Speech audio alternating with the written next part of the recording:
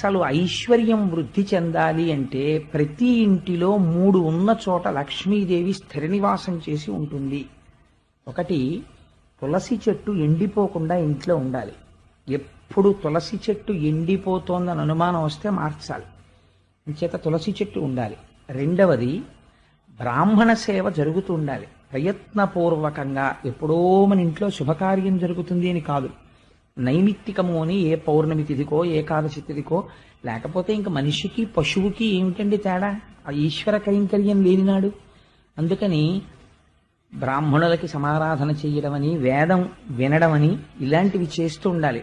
మూడవది, లక్ష్మీదేవి యొక్క స్థిరమైనటువంటి నివాసాన్ని ఎవరు అపేక్షిస్తున్నారో అటువంటి వాళ్ళు తగినంత కారణం లేకుండా పగటిపూట ఇంట్లో అదే పనిగా నిద్రపోయే తత్వం ఉండకూడదు.